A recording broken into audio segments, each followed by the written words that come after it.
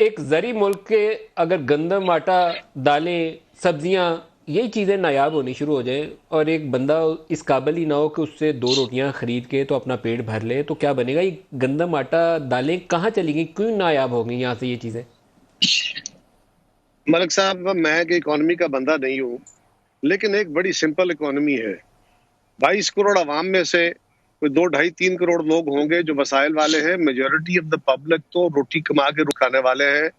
Utility bills آپ ان کے بڑھا دیں، تنخواہیں ان کی کم ہو جائیں، پیسہ آپ کا ڈپریشیٹ ہو جائے، اکنامک سٹیبلائزیشن کے نام پہ یا اس کے حوالے سے جو بھی فیصلے آپ نے لینے ہیں، وہ سارے کے سارے آپ ٹرکل ڈاؤن اکانومی کی طرف لے جائیں کہ جناب پہلے سارا کچھ ٹھیک ہوگا، اوپر والا جو آپ کی کلاس ہے اس کے ہاں دولت کے خزانے بھر جائیں گے، پھر نیچے کچھ ٹرکل کرے گا۔ تو یہ اکانومی تو یقیناً پاکستان کو ایسے ہی حالات کا شکار کر سکتی ہے۔ آپ غور کیجئے، 2008 میں ہماری گورنمنٹ آئی، 2007 اور 8 میں بھی اسی طرح آٹے کا گندم کا بحران تھا، شارٹیج تھی ملک کے اندر۔ گورنمنٹ نے اس وقت بھی ٹرکوں میں بھر کے سڑکوں پہ ٹرک کھڑے کیے، لائنوں میں لگا کے لوگ آٹے کے تھیلے لیتے تھے۔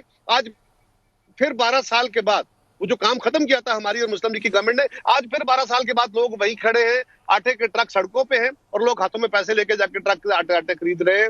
اور یہ یاد رکھیے، بالکل کسی ایک جماعت کا قصور نہیں ہے، ان کا فیلئر اپنی جگہ ہے، حکومت کی نااہلی اپنی جگہ ہے، ان کا ایڈمنسٹریٹو فیلئر اپنی جگہ ہے، ان کے اپنے وزیر کہہ رہے ہیں، ان کے اتحادی کہہ رہے ہیں، اور کرپشن بھی اپنی جگہ چل رہی ہے۔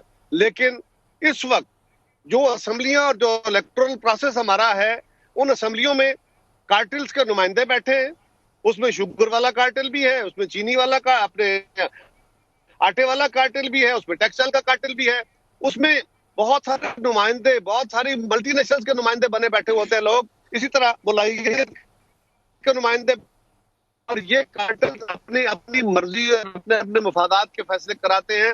یہ کیبنٹس میں بھی موجود ہوتے ہیں۔